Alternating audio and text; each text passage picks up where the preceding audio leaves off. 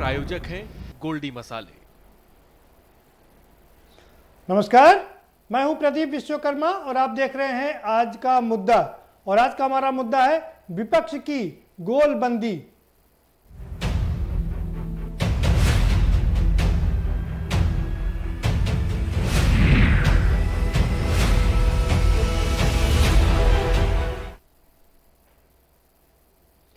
उत्तर प्रदेश में राजनीति अपने चरम पर है। कोरोना पीछे छूट चुका है क्योंकि कोरोना से उत्तर प्रदेश करीब करीब निकल चुका है और अब राजनीति अपने पूरे शबाब पर है।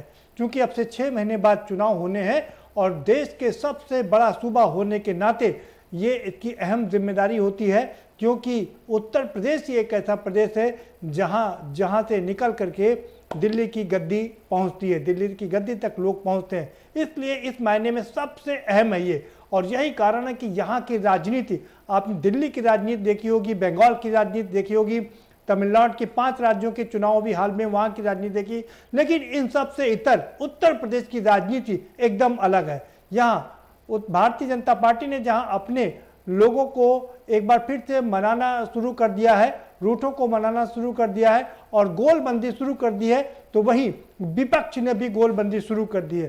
क्या है ये विपक्ष की गोलबंदी? समाजवादी पार्टी कैसे कर रही है ये सारी गोलबंदी? कांग्रेस का अपना क्या है इसमें रोल? और इसके अलावा बसपा कहां पर खड़ी है? इन सब पर हम करेंगे चर्चा। हमारे साथ में खास मेहमानों का पैनल है, हम उनसे आपको रूबरू करवाएंगे, लेकिन उससे पहले एक रिपोर्ट दिखा देते हैं। ये रिपोर्ट देखिए, इसके बाद इस पर चर्चा करेंगे।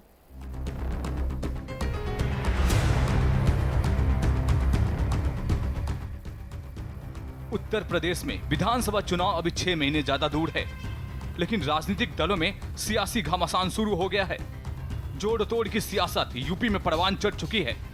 सियासी बिसात पर पार्टियों के मोहरे बिछने शुरू हो चुके हैं।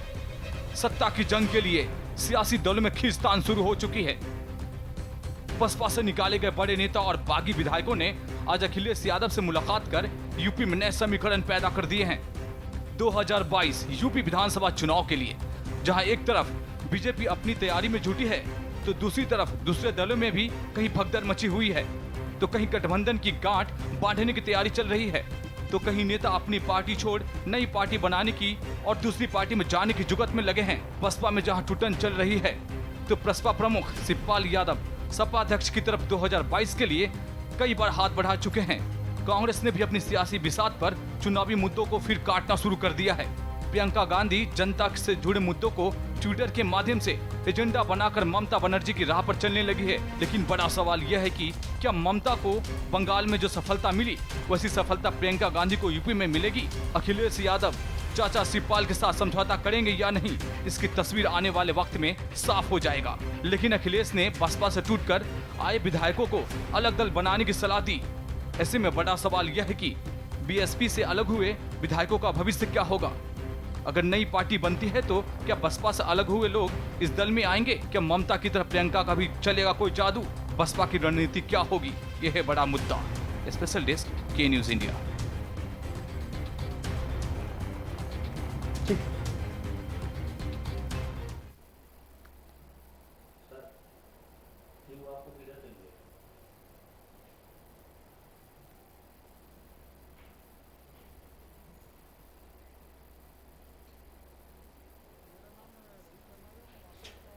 जी हाँ, उत्तर प्रदेश की राजनीति अपने चरम पर है और आज सपा के मुखिया से बसपा के निकाले गए या वहाँ से निकले कुछ विधायकों ने मुलाकात की थी, लेकिन सपा के मुखिया ने कह दिया कि आप अपना एक अलग दल बना लीजिए और उसकी कवायद भी शुरू हो गई है। अभी 11 सदस्य हैं, उसके एक सदस्य की ज़रूरत और है, क्योंकि 2/3 बहुमत चाहिए पार्टी में टूट फूट के लिए, और ऐसे में एक विधायक की जरूरत और है जिससे कि नया दल बनाया जा सके। एक और नया छोटा सा दल बनाया जाएगा और जिसके के तहत फिर समाजवादी पार्टी उससे गठबंधन भी करेगी, क्योंकि सपा कह चुकी है कि वो छोटे छोटे दलों के साथ में गठबंधन करेगी। वहीं दूसरी ओर भारतीय जनता पार्टी भी छोटे दलों के साथ में गठबंधन कर रही है। पिछली बार भी 2017 के चुनाव में भी ऐसा गठबंधन किया था। विपक्ष की क्या गोलबंदी है, इसी पर चर्चा करेंगे। हमारे साथ में जो खास मेहमान हैं उनसे हम आपका परिचय करा देते हैं। राजीव उपाध्याय हमारे साथ में जुड़ चुके हैं, बहुजन समाज पार्टी के नेता है। बहुत स्वागत है राजीव उपाध्याय जी आपका। पंडित अनिल झा साहब भी हमारे साथ में जुड़ चुके हैं, समाजवादी पार्टी के नेता हैं। आपका स्वागत है अनिल जी। और साथ ही साथ में हमारे साथ में भारतीय जनता पार्टी के बहुत वरिष्ठ नेता और पूर्व कैबिनेट मंत्री भी सुरजीत सिंह जी भी जुड़ चुके हैं। आपका भी बहुत स्वागत है सुरजीत सिंह डंग साहब। सीधा रुख करेंगे उपाध्याय जी का। उपाध्याय जी, राजीव जी क्या कहेंगे, आपके दल को लग रहा किसी की नजर लग गई है क्या? क्या है गोलबंदी आपकी? जन समाज पार्टी को नजर लगने की तो आप जो कह रहे हैं मान लिया जाए, लेकिन ये जो 4 विधायक आज गए थे माननीय पूर्व मुख्यमंत्री जी से मिलने के लिए, देखिए चुनाव का दौर है और इन विधायकों में से हमको लग रहा है 2 विधायक तो या 3 पहले से निलंबित किए जा चुके थे, बाहर का रास्ता दिखाया जा चुका था। ये लोग गए थे मिलने के लिए। देखिए चुनाव के समय में सारे लोग अपना अपना रास्ता ढूंढते हैं कि कहाँ जाएं और कहाँ से फिर से लौट के लखनऊ का तरफ रास्ता बने। इसमें कई परिस्थितियां होती है इन विधायकों के लिए। विधायकों के लिए परिस्थितियां क्या होती है, जैसे बहुजन समाज पार्टी से जीत के आए या भारतीय जनता पार्टी के टिकट से जीत के आए, सपा के टिकट से जीत के आए और क्षेत्र में कार्य नहीं किया या किन्हीं कारणों से पार्टी के मुखिया से नहीं बना, तो ये दल बदल करने का ये अवसर ढूंढते रहते हैं। और इन दल बदल करने के कारण एक महत्वपूर्ण चीज और छूट जाता है। इसके बीच में हम लोग जो चर्चा करते हैं वो महत्वपूर्ण चीज होती है कि जनता से दूरियां।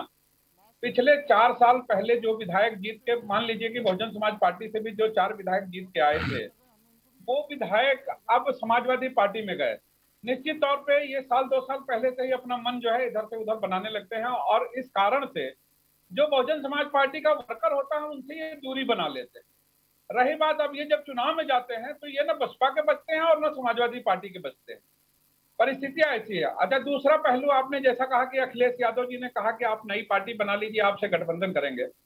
प्रदीप जी आपको बतावें कि जब से बहुजन समाज पार्टी की उत्पत्ति हुई है तब से बहुत सारे विधायक सांसद टूटे, इधर से उधर गए, लेकिन बहुजन समाज पार्टी का ABCD कोई गठन नहीं कर पाया। और गठन करके बहुजन समाज, सबसे बड़ा चीज है कि बहुजन समाज पार्टी का बोर्ड, जो बहुजन समाज पार्टी का कैडर उत्तर प्रदेश के अंदर है और जो कैडर उत्तर प्रदेश के अंदर है, जो वोटर उत्तर प्रदेश का है, वो बहुत बहन जी के साथ इतना इंटैक्ट है कि आप उसको हिला नहीं पाएंगे। अगर हम अलग हो जाते हैं पार्टी से, कोई MLA अलग होगा क्या, जैसे रामवीर उपाध्याय जी को मान लीजिए नेता बना लेते हैं ये लोग और अलग हो जाते हैं और अलग पार्टी बनाते हैं और फिर अखिलेश जी मदद करते हैं, तो अखिलेश जी ये तो अच्छी तरह जानते हैं कि अखिलेश जी का वोटर उनको वोट करे ना करे, करता है नहीं करता है। रामवीर उपाध्याय या कोई भी जो छोटा दल बनाएगा उसकी इतनी ताकत नहीं है कि वो 100 वोट भी समाजवादी पार्टी को दिला सके, क्योंकि वो बहुजन समाज पार्टी का टूटा हुआ अंग होगा और बहुजन समाज पार्टी का टूटा हुआ नेता केवल नेता ही रह जाएगा, वो कार्यकर्ता को अपने साथ में ले जा पाएगा। इसलिए बहुजन समाज पार्टी बहुत ज्यादा चिंतित नहीं है इन सब चीजों को लेकर के। केवल MLA जा रहे हैं वो एक अलग बात है, लेकिन वोटों के साथ या वोटरों के साथ ये कहीं जाएंगे नहीं। अब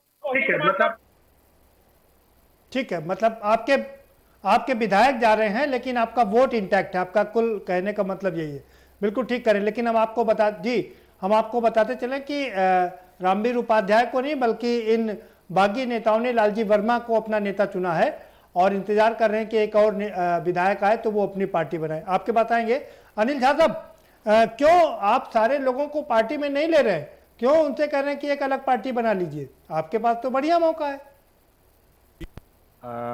हमारे पास बढ़िया मौका है लेकिन हम लोग मौका परस्त नहीं है। देखिए, अखिलेश जी कोई भी पार्टी में या कोई भी नेता हो, अगर कोई दूसरे दल का नेता आके अगर उन नेता से मिलता है तो उसको हम गलत नहीं मानते हैं। भाई हमारे पार्टी के भी नेता दूसरे दल के नेता से जाके मिलते हैं। तो अगर कोई मान लीजिए बसपा के 4-5 विधायक, जो भी 6 विधायक आए हैं, 5 विधायक अभी मिल के गए हैं, तो वो मिलने के लिए आया, दरबार खुला हुआ है, चुनावी मौसम चल रहा है जैसा कि उपाध्याय जी ने भी कहा।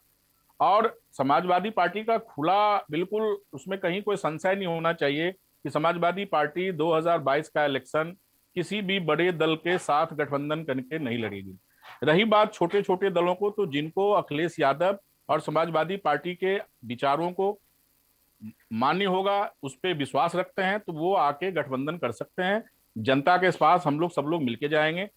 अखिलेश जी ने पहले ही कहा है कि हम हर छोटे छोटे दल जो हमसे समझौता करना चाहें, गठबंधन करना चाहें, हमसे गठबंधन करेंगे और चुनाव में जाएंगे हम लोग। अगर वो आए हैं तो जाहिर सी बात है, आज अगर हम उनको पार्टी में शामिल करवा लिए होते तो ये एक विषय डिबेट का होता कि समाजवाद, जो भाजपा के ऊपर आरोप लगता है कि दूसरे दलों के नेताओं और विधायक सांसद को तोड़ के अपने दल में मिला के चुनाव में जाते हैं, वही हमारे ऊपर आरोप लगता। तो कम से कम हमने इस आरोप को अपने ऊपर लगने से रोका है। हमने किसी दल के नेता को या विधायक को अपने दल में शामिल नहीं कराया है।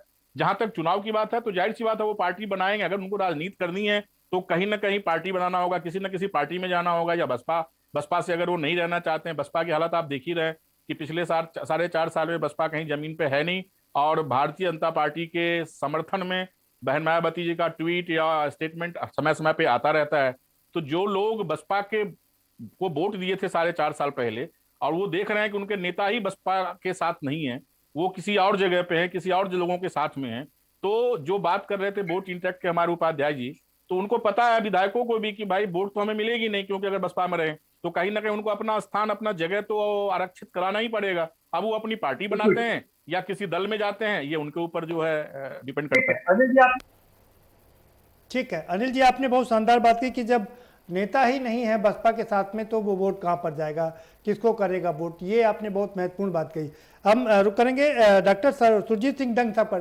सुरजीत सिंह दंग साहब, आप तो घेराबंदी कर रहे हैं लोगों की, लेकिन अब विपक्ष ने भी गोलबंदी करना शुरू कर दिया है, क्या कहेंगे इस गोलबंदी को लेकर? तो बहुजन समाज पार्टी से निकाले गए और लगातार निकाले जाते रहे हैं।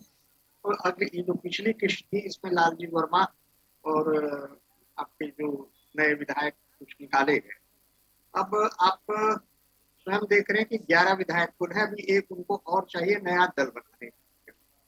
और जो अभी मेरे मित्र ने कहा, झा जी ने, कि हम दूसरी पार्टी को और हम चला रहे हैं अपने यहाँ, ऐसा सीमाओं की सुरक्षा करती है क्या केंद्र किस जी ये दल तोड़ा नहीं गया है, दल टूट रहा है। और दल के नेता ने, इन्होंने पार्टी छोड़ी नहीं है, पार्टी से निकाले गए हैं। अब इनका अपना जो धरातल व्यक्तिगत जिन विधायकों में होगा वो तो लौट करके आए, और जिनका व्यक्तिगत अपना वोट बैंक नहीं है वो लौट करके नहीं आएंगे। ये अखिलेश जी भी जानते हैं, हम भी जानते हैं, क्योंकि बहुजन समाज पार्टी का एक विशिष्ट मत का उनका अपना एक भाग है, और अगर उसमें छीजन आती है, और छीजन आएगी, उसका कारण है। कारण यह है कि जब भी आप कहीं रेस होती है तो टिकट उस घोड़े पे लेना चाहते हैं जो जीतने वाला, कोई हारने वाले घोड़े पर टिकट नहीं लेता। तो जब जो जीतने वाले वो नई पार्टी बनाए या किसी पार्टी में जाए, वो तो लौट करके लखनऊ आए, और जब अपना व्यक्तिगत कोई उनकी अपनी भूमि उन्होंने उर्वर नहीं रखी है तो उनको आने में कठिनाई। जी दूसरी बात, जी मैं नहीं जानता हूँ, अपेक्षाएं कांग्रेस की बहुत होंगी, मगर कांग्रेस अपनी दुर्गति तो देखे क्या है। कांग्रेस में आज कौन जाना चाहे? कोई नहीं जाना, क्योंकि कांग्रेस एक तरफ नहीं। बंगाल में जो लोग कांग्रेस से जुड़ के बेचारे चुनाव लड़े, आज एक भी विधायक उनका नहीं। तो आज कांग्रेस तो यह अपेक्षा अगर करती है तो इनकी महानता है, मैं महानता ही कहूंगा कि हमारे यहाँ आएगा। और ये नई पार्टी अगर बनती है जी तो वो जो मैंने प्रारंभ में बात कही, इनमें जो विधायक जिनका अपना ग्राउंड वर्क अच्छा है, अपना वहां पर उनका जनता के प्रति उन्होंने कुछ काम वास्तव में किया है, क्योंकि बहुजन समाज पार्टी में अब तक जो परंपरा रही वो एक व्यक्ति पार्टी, एक नेता जी, उनके सामने जो भी थोड़ा उभरने की चेष्टा करता है, क्योंकि आप देख लेना पूरा इतिहास, जो इनके फाउंडर प्रदेश अध्यक्ष थे, मैंने देखा है उनको एक डायरी लेके बहुत सादगी के साथ घुमा करते थे विधानसभा में। आज उनका नाम कोई नहीं। ठीक बात जी, प्रदेश अध्यक्ष है।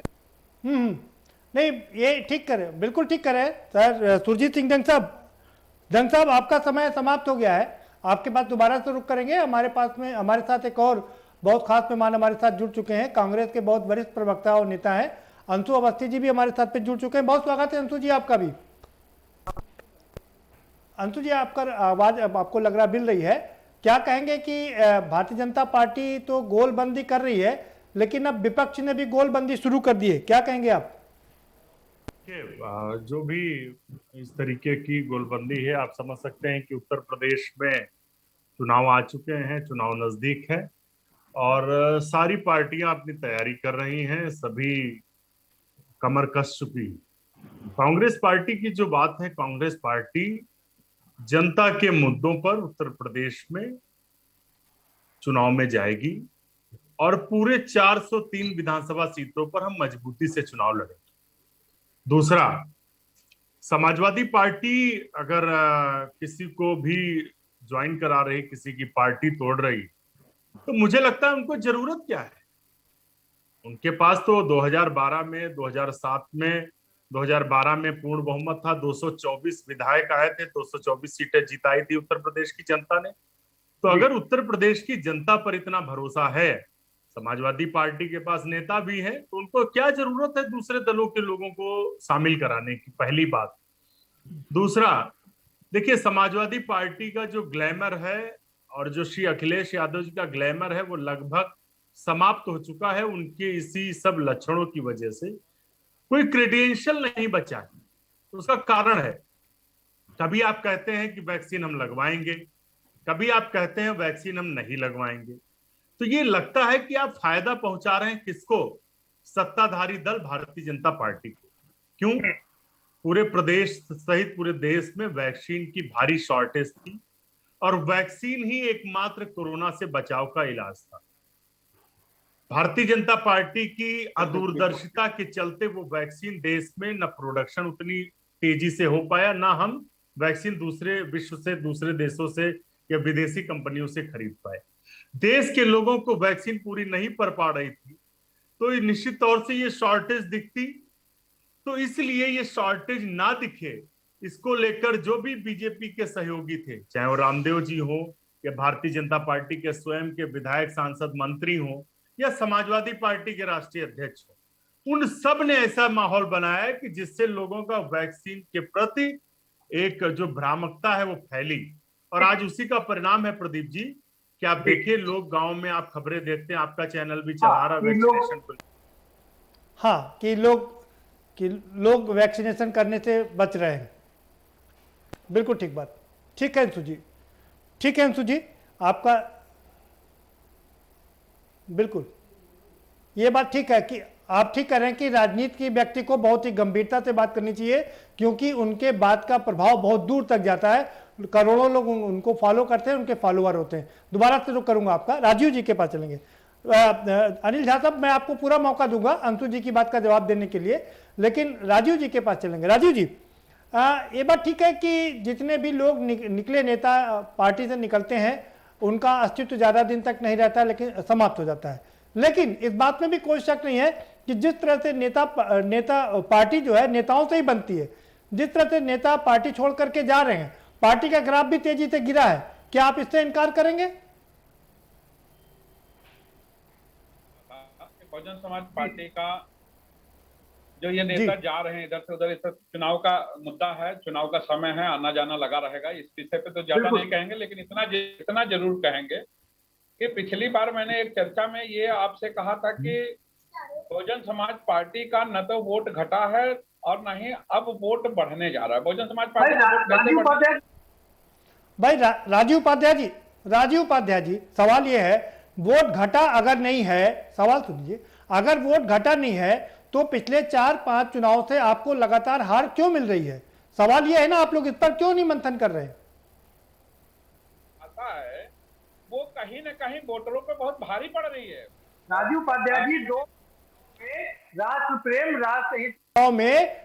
प्रेम राष्ट्र हित की बात नहीं थी। 2009 में आपने ये सपने दिखाए थे कि 40 सांसद लेकर के बहन जी राष्ट्रपति बनेंगी, माफ करिएगा प्रधानमंत्री बनेंगी। नहीं, 2012 के बाद हम दोनों चुनाव लगातार निरंतर हारे हैं। इसको कहीं कोई 2007 में आपकी राजीव 2007 में आपकी सरकार, राजीव उपाध्याय जी, 2007 से लेकर के 2012 तक आपकी सरकार थी और 2009 का लोकसभा चुनाव आपकी सरकार रहते हुए लड़ा गया था। 2012 का चुनाव, 2017, 2019 जो भी चुनाव हुए, निश्चित तौर पे हमारी पार्टी जो है प्रदर्शन 2012 के बाद से उतना अच्छा नहीं रहा प्रदीप जी, ये तो हम बात को वो कर रहे हैं। लेकिन देखिए सबसे बड़ी समस्या इसमें दो चीजें आई। एक तो वोटर जो एक बीच में आप देखे होंगे 2 चुनावों में कई मशीनों पे कहीं किस तरह का कहीं कहाँ इलेक्शन का कई तरह के बातें। नहीं, ईवीएम पर आरोप नहीं, राजू जी छोड़ दीजिए, ईवीएम पर आरोप नहीं। आज हम बात करेंगे अभी फिलहाल जो गोलबंदी की चल रही है। अब ये बता दीजिए कि जो रायनी है आपके यहाँ से निकले हैं या निकाले गए हैं विधायक, वो कह रहे हैं कि बाकी के बचे हुए विधायक भी उनके टच में है या चले जाते हैं। इस चीज से मैं इनकार नहीं कर रहा हूँ कि देखिए पब्लिक है, विधायक भी पब्लिक से जुड़ा हुआ व्यक्ति है, स्वतंत्र है, और पार्टी कोई कांटा लगा के रस्सी लगा के उनको बांधी नहीं है। बहुजन समाज पार्टी का 4 विधायक गए हैं, एक विधायक और चला जाता है, उनको बहुमत मिल जाता है, वो बना लेते हैं। नहीं, एक नहीं, बच्चे जो साथ हैं, साथ के साथों जाने के लिए तैयार बैठे। अगर वो विधायक चले जाते हैं, नई पार्टी बना लेते हैं, बहुजन समाज पार्टी को किसी तरह से इनके जाने से पार्टी में कोई भी प्रभाव नहीं पड़ने वाला। बचेगा कौन भाई, ये बता दीजिए। राजीव उपाध्याय जी, एक समय था पार्टी के पास में 40 सांसद थे राज्यसभा और लोकसभा को मिला करके, और 208 विधायक थे। अब पार्टी के पास में विधायक नील हो जाएंगे, 10 सांसद बचेंगे। आप देखिएगा कि पार्टी कैसे उभार ले रही है, क्योंकि बहुजन समाज पार्टी के कैडर को जिस तरह से उत्तर प्रदेश में अपमानित किया गया पिछले 5 सालों में, ये भी मैं बता दूं आपको, जिस तरह से इन कैडर वोटरों के साथ व्यवहार किया गया भारतीय जनता पार्टी के नेताओं ने किया। अरे हम तो कहेंगे कि जितने शेड्यूल कास्ट, देखिए इसमें कहीं छुपाने की जरूरत नहीं है, बहुजन समाज पार्टी का एक बेस वोटर एससी होता है, ये तो सबको मालूम है, मैं कहूँ ना कहूँ। और बहुजन समाज पार्टी का जो एससी वोटर अगर है और उसका कहीं भी कहीं झगड़ा या किसी फसाद को लेकर किसी दूसरे बिरादरी से उत्तर प्रदेश के अंदर पिछले 5 सालों में कहीं, तो उस जगह पे स्थान क्या दिया गया बहुजन समाज पार्टी के कैडर वोटरों को, ये सब जाहिर है। मुझे बताना नहीं पड़ेगा कि अलीगढ़ में घटना क्या हुई, हाथरस में क्या हुआ, सीतापुर में क्या हुआ, बदायूं में क्या हुआ, इन घटनाओं को वो सब ठीक है। नहीं, पार्टी का एक जो काठी वोटर था, कुर्मी वोटर था, ये बहुजन समाज पार्टी को वोट करता था, अच्छी संख्या में करता था। किन्हीं कारणों से अगर ये गया है भारतीय जनता पार्टी की तरफ, तो आप ये अनुमान लगा लीजिए कि पिछले 5 सालों में, 4.5 सालों में भारतीय जनता पार्टी से उसकी मनोकामना पूरी नहीं हुई है। और वो अगर मतलब क्या है कि अगर नहीं क्या आप कह रहे हैं उपाध्याय जी, राजीव जी, कि अगर भाजपा में उनकी मनोकामना नहीं पूरी हुई तो वो वापस आपके पास में ही आएंगे क्या? बच्चा अगर छोड़ के कहीं गया है तो लौट के तो घर को आएगा ही आएगा। लेकिन आपकी पार्टी की तो लोग छोड़ के जा रहे हैं, आने की तो बात छोड़ दीजिए। अब एक चीज बहुत स्पष्ट कह रहे थे, जिन विधायकों की अपनी कुछ संपत्ति होगी वोटर के अंदर, वो तो लौट के आएंगे। जिन विधायकों की अपनी कुछ निजी संपत्ति नहीं होगी, वो किसी भी कीमत पे लौट के नहीं आएंगे। राजीव जी, हमने आपकी इस बात से पूरी तरीके से एग्री किया कि जो भी पार्टी छोड़ के जाता है, बड़े से बड़ा नेता, उसका वजूद करीब करीब खत्म हो जाता है, चाहे बाबू सिंह कुशवाहा हो या कोई भी हो। लेकिन इस बात में भी कोई शक नहीं है कि पार्टी को भी इसका बड़ा नुकसान उठाना पड़ता है, चाहे कल्याण सिंह हो या दूसरे बड़े नेता हो। ठीक है, अब जी बात पूरी कर लीजिए अपनी राजू जी। कहीं कोई बिखराव होता है, उसका नुकसान होता है, लेकिन अभी हमारे पास समय है, 6 महीने का समय है। ये चुनाव के दरमियान जाते तो और हो सकता है कि नुकसान बहुजन समाज पार्टी को कर देते, लेकिन बहुजन समाज पार्टी का मैंने आपसे एक चीज बताया कि वोटर जो होता है बीएसपी का, वो कहीं हिलता नहीं है। अगर हमारे वोटर भी हिला है, नहीं वोटर भी हिला है भाई। राजू जी, आप ही ने माना कि वोटर हिला है, भाजपा में गया है, आपने खुद स्वीकार किया, जो आपके पास थे वो हिल करके भाजपा में गए। जी, अगर दलित वोट भी, जी नहीं दलित वोट में भी ओबीसी वोटर न गया होता तो भारतीय जनता पार्टी को कैसे 35% और 40% वोट मिलता, और किस तरह से भारतीय जनता पार्टी। ठीक है राजू जी, पूरा मौका दिया आपको, आप सफाई देने के लिए। वक्त एक ब्रेक का हो चला है, एक छोटा सा ब्रेक लेंगे। ब्रेक के पार आएंगे तो अनिल जी के पास चलेंगे, वो शायद अंशु जी से कुछ सवाल पूछना चाह रहे हैं, उनकी भी मनोकामना पूरी करेंगे और साथ साथ उनसे ये समझने की कोशिश करेंगे कि जब सारे विधायक उनके पार्टी में जुड़ने को तैयार है तो क्यों नहीं वो उनको अपने साथ ले रहे हैं, क्यों वो कह रहे हैं कि आप अलग से पार्टी बनाइए और फिर हमसे गठबंधन करिए। ये अपने आप में एक सबसे बड़ा सवाल है। आखिर इसके पीछे का कारण क्या है, आएंगे लेकिन एक छोटे से ब्रेक के बाद।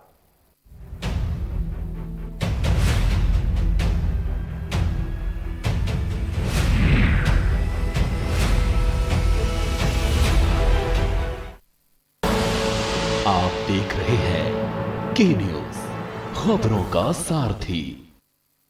क्या राजू, इतना क्यों खांस रहे हो? तबीयत तो ठीक है तुम्हारी? अरे कुछ नहीं यार, वो थोड़ा सा बुखार है, केमिस्ट से दवाई लूंगा। और राजू, हमें कोरोना वायरस को बिल्कुल भी हल्के में नहीं लेना चाहिए। कैसी बात करता है यार, तो दोस्त है कि दुश्मन? बेकार का खर्चा करवाएगा। अबे 2-3 दिन दवाई लूंगा। और डॉक्टर हूँ इसलिए समझा रहा हूँ तुझे, लक्षण है तो अपना कोविड टेस्ट करवा लो। ठीक है, मैं 2-3 दिन में अपनी जांच करवाता हूँ। अरे नहीं, तुरंत कोविड टेस्ट कराओ अपना। रिपोर्ट आने तक खुद को आइसोलेट करो। समय से जांच ना करवाने और चिकित्सक के परामर्श न लेने के कारण लोग गंभीर रूप से बीमार हो सकते हैं। समय रहते इसकी पहचान करना जरूरी है राजू। ठीक है डॉक्टर साहब, मैं आज और अभी अपनी जांच करवाता हूँ। जल्द से जल्द डॉक्टर से परामर्श लेकर अपना इलाज करवाओ। और हाँ, अब उत्तराखंड सरकार ने लक्षण आने पर दवाई देने का प्रावधान भी शुरू कर दिया है, समझे? घबराएं नहीं, कोरोना का टेस्ट समय से करवाएं। रिपोर्ट आने तक खुद को आइसोलेट करें। जल्द से जल्द डॉक्टरी परामर्श लें, समय रहते हॉस्पिटल जाएं। कोरोना के लक्षण को समय से पहचानना जरूरी है। कोविड वैक्सीन अवश्य लगवाएं, मास्क पहने और सोशल डिस्टेंसिंग का पालन करें। सूचना एवं लोक संपर्क विभाग द्वारा जनहित में जारी। और खुशबू में झूम के भाई लेके आए गोल्डी मसाले। गोल्डी मसाले, खुशबू और स्वाद ऐसा तो रिश्तों में गुस्सा कैसा। जुबान के लिए उड़ चला गैरों की जमीन पर, खुशबू अपने पन की ढूंढता। और दूर कितना भी जा, इस जुबान से दूर ना जा पाओगे। विमल, बोलो जुबान केसरी।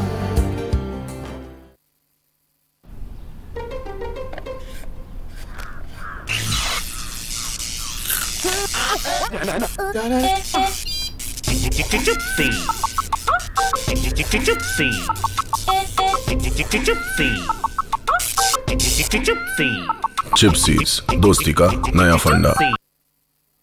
खुदी को आजमाया है तो ये अंदाज आया है, खुदी को आजमाया है तो ये अंदाज आया है। तुम में भी मैं हूं, शुद्ध प्लस पान मसाला। आप देख रहे हैं के न्यूज, खबरों का सारथी।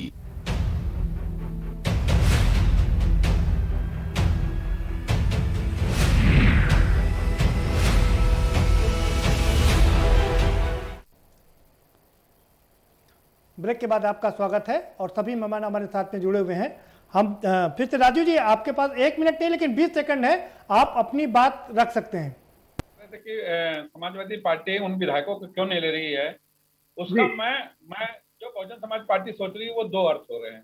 एक तो माननीय अखिलेश जी निपुण खिलाड़ी तो है ही हैं राजनीति के, ये तो कहीं छुपा नहीं है। एक तो वो बहन जी से ये नहीं कहना चाह रहे हैं कि या बहन जी के वो आरोप कभी न लगा सकें ये भी कि हमारे दल के विधायक तोड़ करके आप ले रहे हैं या टूट के आ रहे हैं तो आप ले रहे हैं। पहला चीज ये, और उसका दूसरा आरोप जी मतलब वो आरोप नहीं लेना चाह जी पहलू है। आपको बताऊं प्रदीप जी, वो ये चाह रहे हैं कि कोई दल बनावे जिसको मैं प्रचारित करूं कि ये बहुजन समाज पार्टी का बी दल है, और उनके चाचा जो दल बनाए हैं उस दल को मैं कहीं कोई कह ना पावे, उस दल का पैरेलल एक दल बना दूंगा तो ये लगेगा कि जो जिस तरह के समाजवादी पार्टी का टूटन है,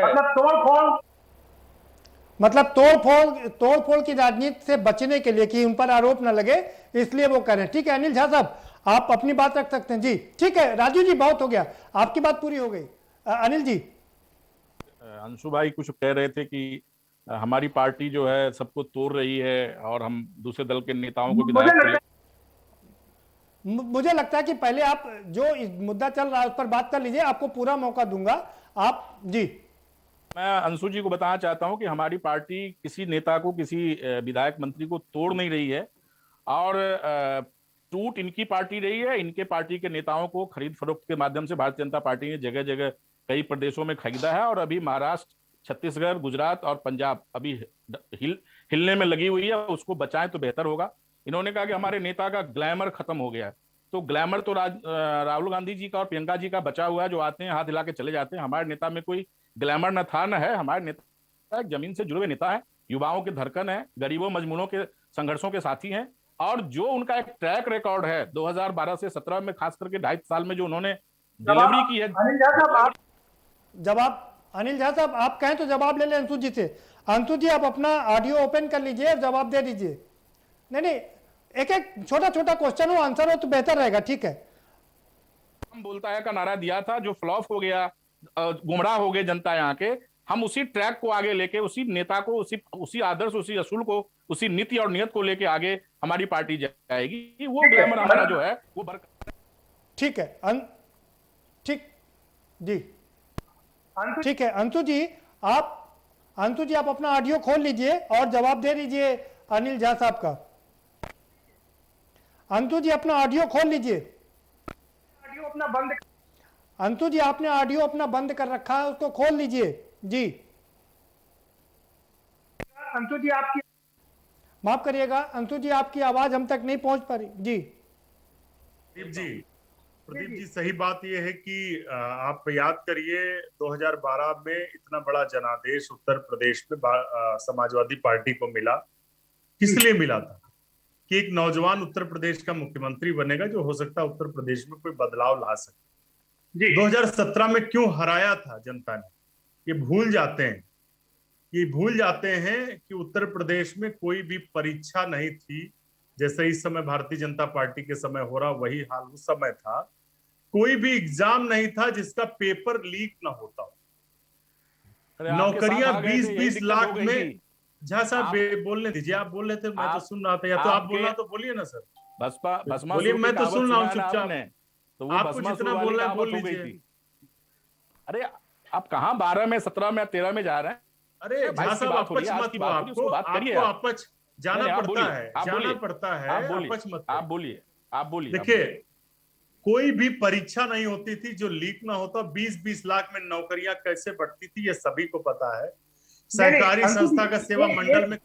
नहीं अंशु जी, ये सब बात ठीक है, लेकिन अनिल झा साहब ने सवाल उठाया है कि जी ठीक है, आपको 20 सेकंड दे रहा हूं मैं जी। कराया था और भारतीय जनता पार्टी को बहुमत दिया था। भारतीय जनता पार्टी ने उन्हीं समस्याओं को दुगनी गति से बढ़ाने का काम किया, निस्तारण के बजाय दुगनी गति से। तो जनता अभी भूल ही नहीं है समाजवादी पार्टी के समय के अत्याचारों को, जब गाड़ी पर डिप्टी एसपी जैसे अफसरों को बोनट पर घुमाया था 4-4 किलोमीटर समाजवादी पार्टी के गुंडों ने। अनिल झा साहब, एक सवाल अंशु जी से पूछ लूं जी। आपने सवाल पूछा था, उसका जवाब ले लेता हूं जी। अब उत्तर प्रदेश की जनता किसी प्रयोग के मूड में नहीं। आज से 25 साल पहले, मुझे आप बताइए, आज से 25 साल पहले यही उत्तर प्रदेश में तो कांग्रेसी का जोड़ नहीं है, लोगों को रोजगार देता था। भाषण देने में तो कांग्रेसियों का जोड़ नहीं है। अरे भाई, ये झा को क्यों बुला लेते हैं? इनको पेट। अंशु जी सब बात आपकी, अंशु जी सब बात हो गई। आप जवाब दे दीजिए, अब सवाल और जवाब का समय है। अंशु जी, आपको मैंने पूरा मौका दिया, अब सवाल और जवाब का समय है। सवाल अनिल झा साहब ये पूछ रहे हैं कि सपा तो टूट नहीं रही है जी। ये भ्रम तो इन्होंने फैला दिया। नहीं वो अंशु जी वो वैक्सीन लगवाएंगे, सब अखिलेश जी ने कह दिया है। अंशु जी हम गोलबंदी पर बात कर रहे हैं। अंशु जी हम गोलबंदी पर बात कर रहे हैं, वैक्सीन पर बात नहीं कर रहे हैं। अंशु जी हम गोलबंदी पर बात कर रहे हैं, वैक्सीन पर बात नहीं कर रहे हैं। अच्छा सवाल, अच्छा सुन लीजिए, सवाल सुन लीजिए। अंशु जी सवाल सुनिए भाई।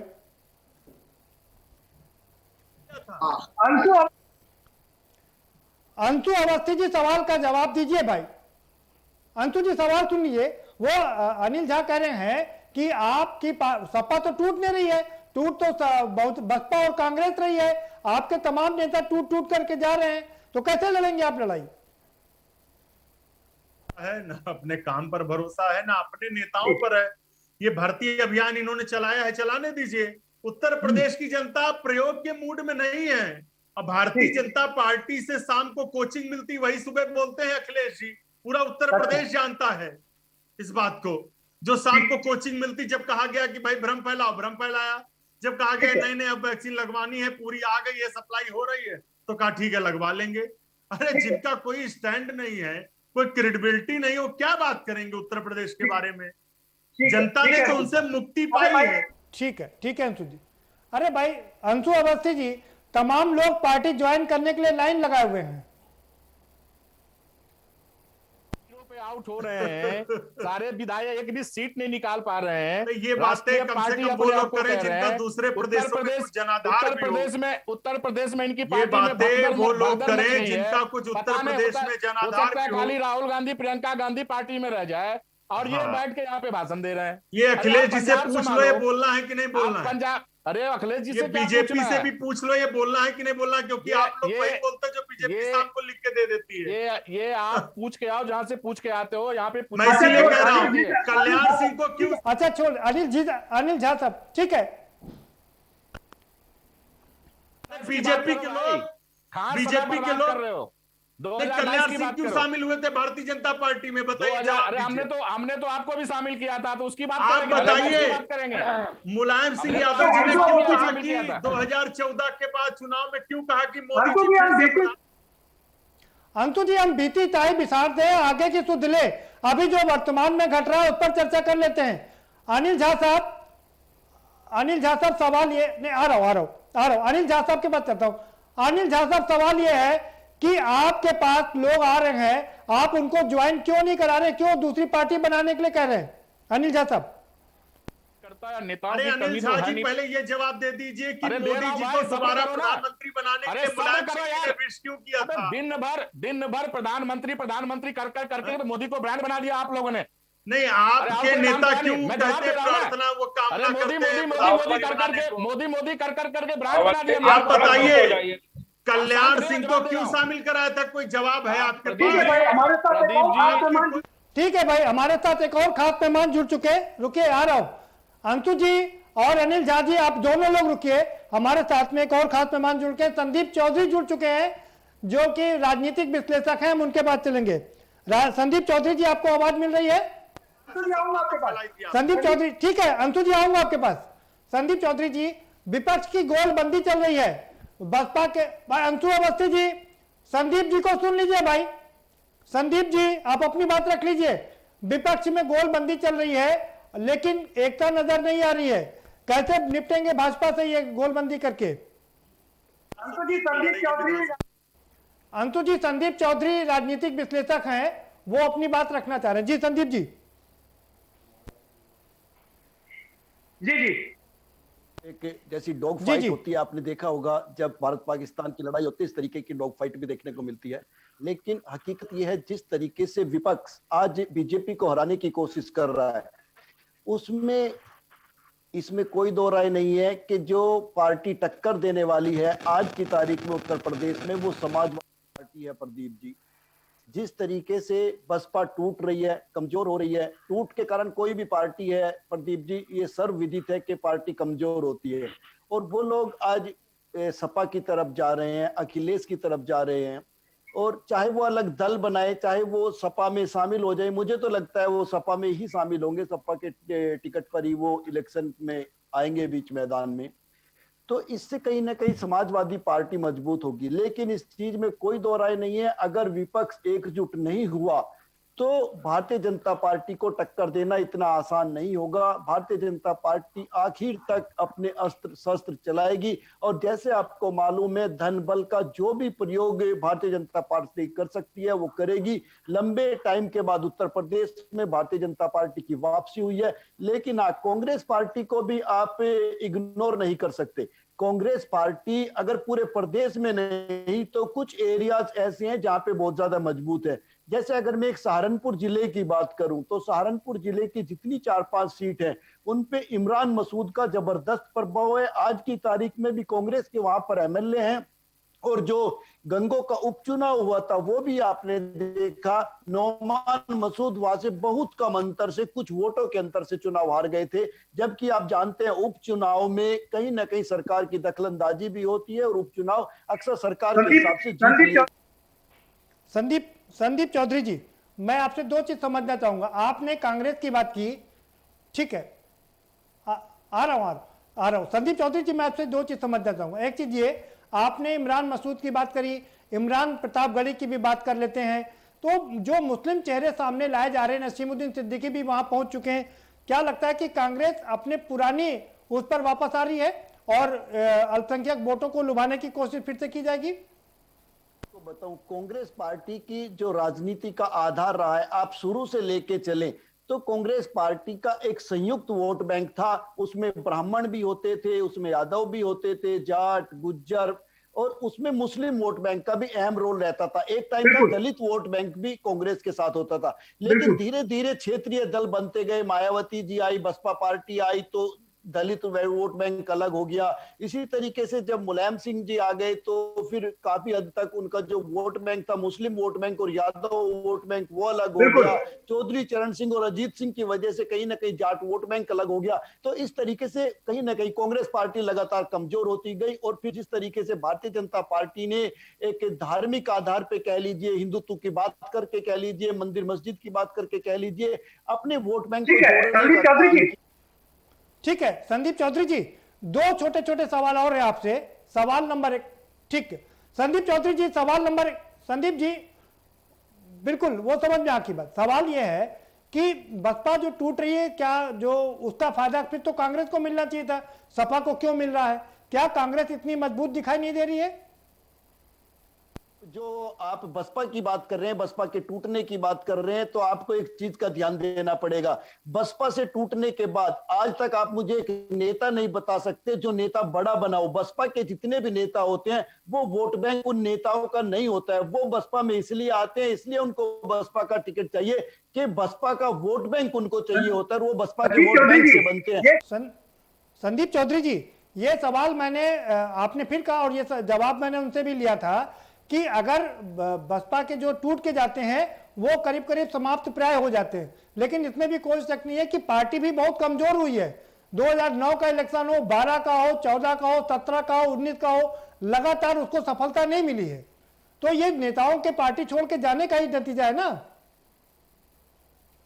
के जाने का नतीजा नहीं है, क्योंकि आज की तारीख में भारतीय जनता पार्टी भी उसी तरीके से कार्य कर रही है। भारतीय जनता पार्टी ने भी वोट बैंक वाले जो नेता थे उनको खत्म कर दिया है और जो पार्टी बेस्ड वोट बैंक के नेता है उन्हीं को बनाया जाता है, इसीलिए अक्सर टिकट काट दिए जाते हैं।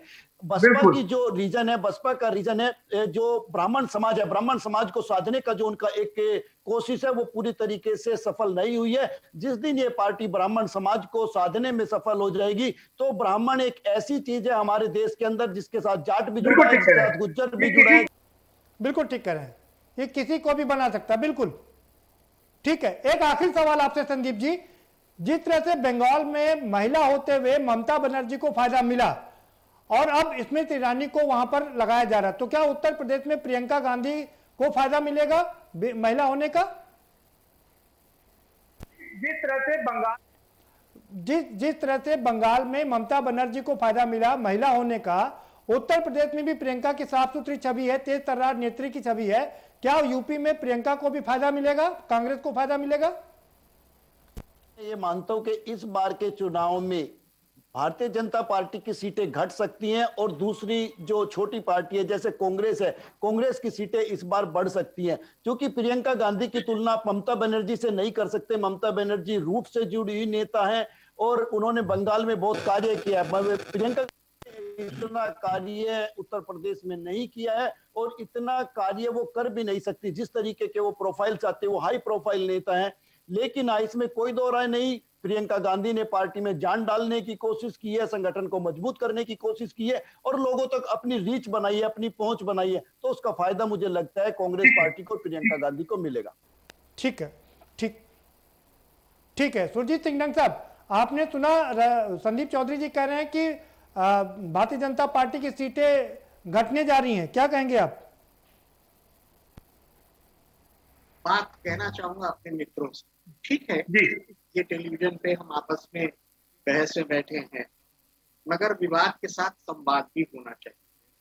हर पार्टी को, चाहे वो हमारी पार्टी हो, चाहे समाजवादी पार्टी हो, चाहे बहुजन समाजवादी पार्टी हो, चाहे कांग्रेस हो, आत्मावलोकन करना चाहिए कि हम कब उत्कर्ष पर थे और कब हमारा पतन समाप्त हुआ, उसके कारण।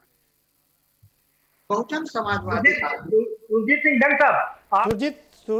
सिंह डंग साहब, आपके भी आत्मावलोकन का समय आ गया है। दिल्ली में हार मिल गई है, बंगाल में हार मिल गई है, यूपी में भी सीटें घटने की बात चल रही है।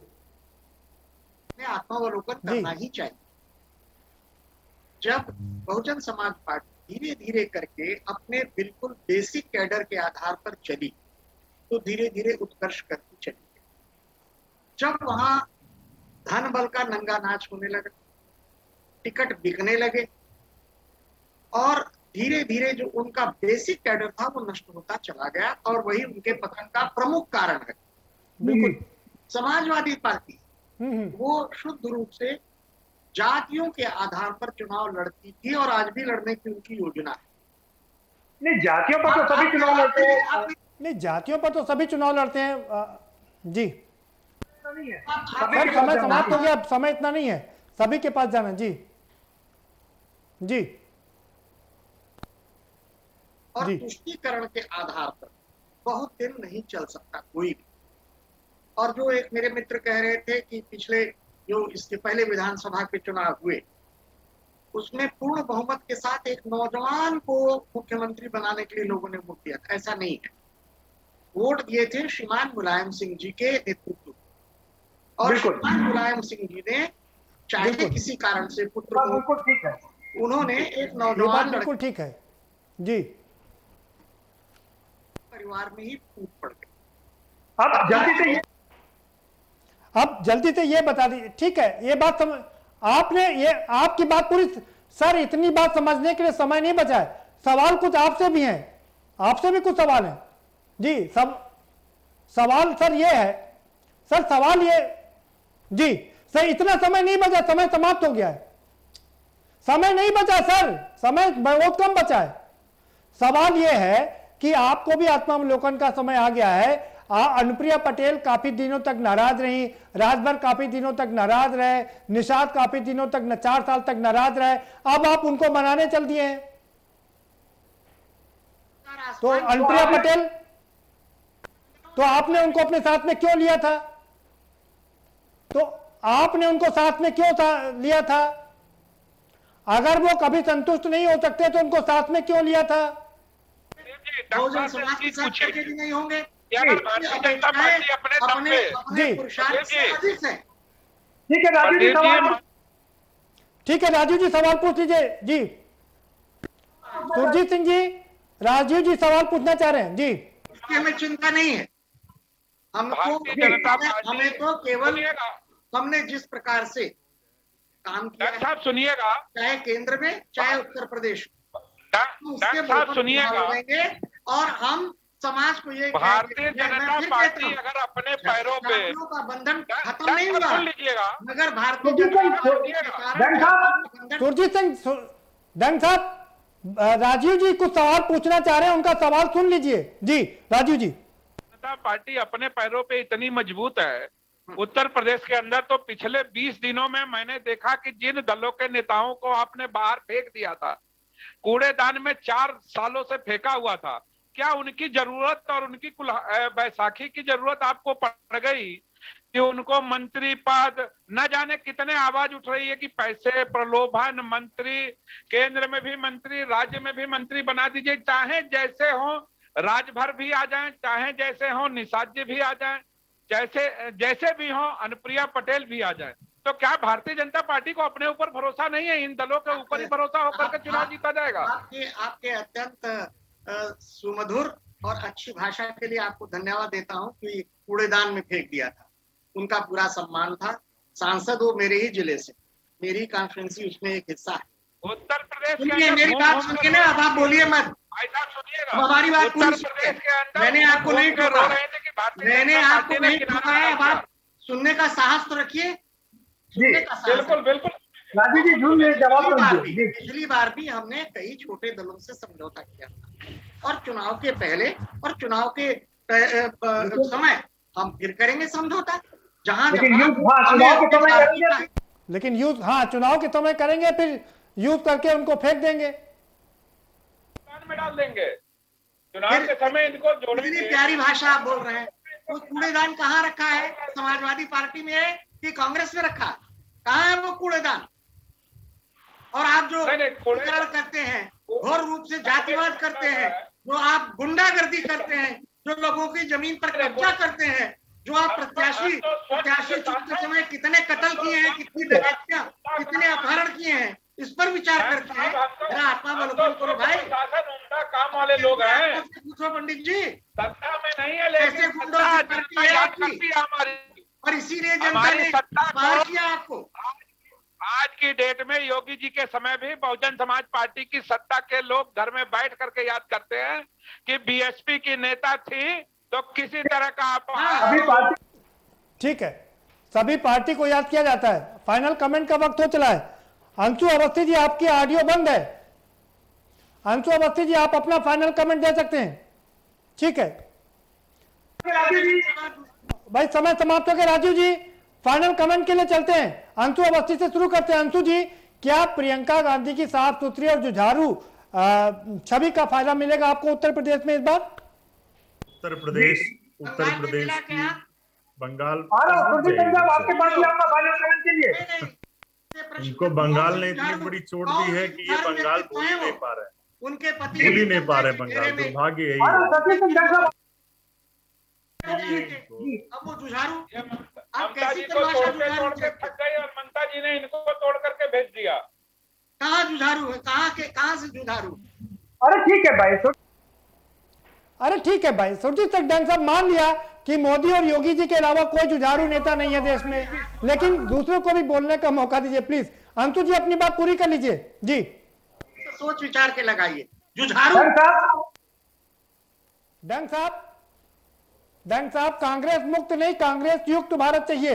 हाँ अंशु जी, जो जुझारू की बात है, देश को ऐसा कोई जुझारू नहीं चाहिए जो जीडीपी को -26 पहुंचा दे। कोई ऐसा जुझारू नहीं चाहिए कि लगातार बेरोजगारी बढ़ती रहे। ऐसा जुझारू मत दीजिए कि उत्तर प्रदेश में जंगल राज कायम है। ऐसे जुझारू की उत्तर प्रदेश को आवश्यकता नहीं है। ऐसे मेहनती कर्मठ आदमी की जरूरत है जो उत्तर प्रदेश के लिए काम करे। श्रीमती प्रियंका गांधी जी जब से उत्तर प्रदेश की प्रभारी है, उससे पहले से भी उत्तर प्रदेश के जो मूल मुद्दे हैं हम उन पर काम कर रहे हैं, उस पर बात कर रहे हैं, उस पर आवाज उठा रहे हैं, उस पर लड़ाई लड़ रहे हैं। इनके मुख्यमंत्री जरूर जुझारू होंगे इनके लिए, लेकिन नौजवान तो बेरोजगार घूम रहा है। उत्तर प्रदेश का शिक्षा मित्र अनुदेशक तो सड़क पर है। ऐसा जुझारू मुख्यमंत्री नहीं चाहिए जो जाति देखकर कार्रवाई करता हो। ठीक है अंशु जी, समय हो गया आपका। अनिल जी, आपका फाइनल कमेंट, कैसे गोलबंदी करेंगे? विपक्ष तो बिखरा हुआ है। पार्टी है समाजवादी पार्टी की दुकान तो खत्म है, तो शाम को प्रेस नोट लेते हैं, आप जानते हैं। जी अंशु जी, आपकी बात हो गई प्लीज। जी अनिल जी, अंशु जी बात हो गई आपकी, फाइनल कमेंट आपका हो गया अनिल जी के लिए। अरे भाई अंशु जी, डिबेट समाप्त हो गई है, फाइनल कमेंट चल रहा है। अंशु जी प्लीज, फाइनल कमेंट का वक्त है, फाइनल कमेंट चल रहा है और आपका फाइनल कमेंट हो चुका है, प्लीज। अनिल सिंह, अंशु जी ये सवाल आप पूछ चुके हैं भाई, कई बार सवाल पूछ चुके हैं जी। अनिल झा साहब अपनी बात रख लीजिए। अंशु जी आपका फाइनल कमेंट हो चुका है, माफ करिएगा, अनिल जी को अपनी बात रखने दीजिए। ठीक है अनिल जी, अपनी बात रख लीजिए जी। प्रदीप जी, हमारी पार्टी स्पष्ट रूप से मानना है, हम अकेले चुनाव में जाएंगे। गायत्री प्रजापति रट के आए हैं, इनको बोल लेने दीजिए। नहीं आप अपने अनिल जी अपनी बात रखिए भाई। अनिल जी आप अपनी बात रख लीजिए जी। किसी भी बड़े दल से गठबंधन नहीं करेंगे। अगर छोटी छोटी पार्टियां हमारी पार्टी से, हमारे नेता में विश्वास रखती है, गठबंधन करना चाहते हैं तो हम गठबंधन करेंगे। समाजवादी पार्टी का कार्यकर्ता काम कर रहा है और जो हमारा कैसे लड़ेंगे ये? मांगेंगे, जनता का आशीर्वाद मिलेगा, सरकार बनेगी। बिल्कुल ठीक है, बिल्कुल ठीक। राजीव जी आपका फाइनल कमेंट। ठीक, अनिल जी ठीक है, अनिल जी आपका फाइनल कमेंट। वो माफ कर राजीव जी। 2022 राजीव का उपाध्याय बिगुल जी। अक्टूबर नवंबर में फूक जाएगा और 2022 का चुनाव हम लोग बहुत बड़ी तैयारी से लड़ने जा रहे हैं। और चुनाव में जरा वो भी बता दीजिए क्या तैयारी। जरा वो भी बता दीजिए क्या तैयारी है जी। जिस तरह से साइलेंट रहता है, साइलेंट है, दुख दर्द को सह रहा है और 2-4 महीने बाद उसका दुख दर्द खत्म होने वाला है। बहन जी लौट के आ रही है। ठीक है सुरजीत सिंह। ठीक, ठीक है सुरजीत सिंह डंग साहब 20 सेकंड में फाइनल कमेंट आपका। चुनाव कर रहे हैं, हमें किसी प्रकार से किसी पार्टी से कोई भय नहीं है और हम निश्चित रूप से पुनः सत्ता में शायद इससे बड़ा बहुमत लेकर। ठीक है ठीक है संदीप चौधरी जी। ठीक है संदीप जी आपका फाइनल कमेंट। क्या आप क्या देख रहे हैं यूपी के परिदृश्य को? सर सुरजीत सिंह डंग साहब समय खत्म हो गया। संदीप चौधरी जी।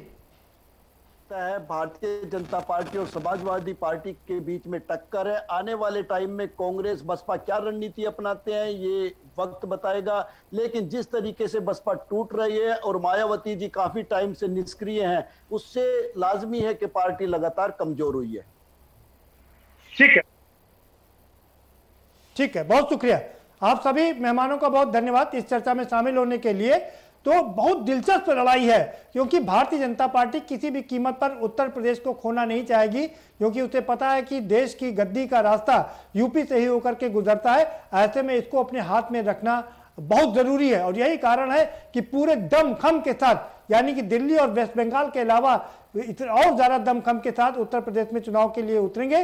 लेकिन विपक्ष जो बिखरा हुआ है वो कैसे अच्छी तरीके से गोलबंदी करेगा, ये भी देखना काफी दिलचस्प होगा। फिलहाल इस कार्यक्रम में इतना ही। आप हमें दीजिए इजाजत और बाकी खबरों के लिए देखते रहिए के न्यूज इंडिया।